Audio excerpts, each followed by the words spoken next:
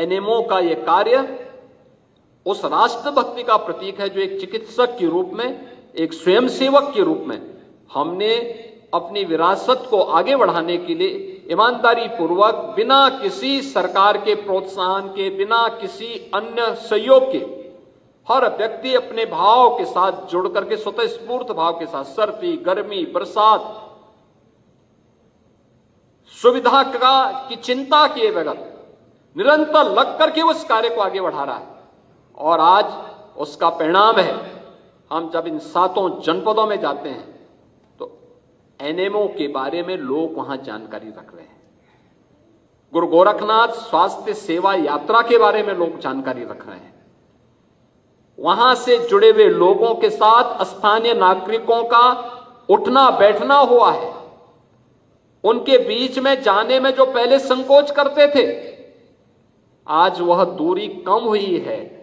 और उस दूरी को कम करने के साथ साथ अब हम केवल साथ साथ बोलेंगे नहीं, बल्कि साथ साथ चल करके विकसित भारत की परिकल्पना को साकार करने में भी उन्हें उनका योगदान ले सकते हैं, क्योंकि उनमें प्रतिभा है, लेकिन उनको पता नहीं था। आज आपने एक रास्ता दिखाया है, ये रास्ता उन्हें एक नई मंजिल तक पहुंचाने में मदद करेगा। और ये जो कुछ भी हम करते हैं, याद रखना, समाज में अगर एक पक्ष अस्वस्थ है, ये राष्ट्र एक शरीर है, अगर समाज में कोई व्यक्ति, कोई जाति, कोई समुदाय कमजोर है और हम ये मान के चलते हैं कि इसके बगैर हम विकसित हो जाएंगे, ये हमारी गलतफहमी है।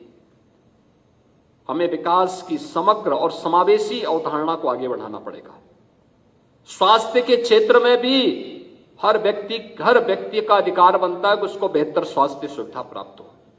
और इसके लिए आज सरकार के स्तर पर प्रधानमंत्री जी ने आयुष्मान भारत, प्रधानमंत्री जन आरोग्य योजना के माध्यम से आयुष्मान भारत की सुविधा उपलब्ध करवाने का कार्य किया है।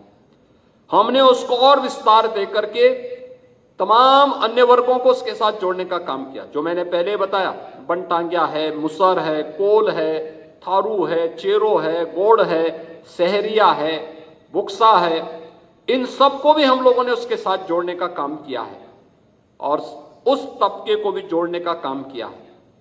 अगर हमने शिक्षकों को कैशलेस प्रतिवर्ष 5 लाख की सुविधा उपलब्ध करवाई है, चाहे वह गवर्नमेंट के हों या फिर निजी क्षेत्र के शिक्षक हों, उनको भी हम लोगों ने इस सुविधा के साथ जोड़ने का काम किया है। हमने गीता गांधी का भी उस बोझ को कुछ कम करने का काम किया है।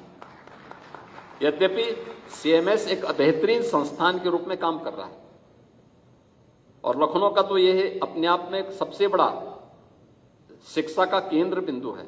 अब वो एक डिजिटल यूनिवर्सिटी भी बनाने जा रहे हैं लखनऊ में। अच्छा है, बहुत सुंदर है, क्योंकि लखनऊ अब EICT बनने जा रही है, तो स्वाभाविक रूप से इस प्रकार के ऑर्गेनाइजेशन जब काम करेंगे और अच्छी सुविधा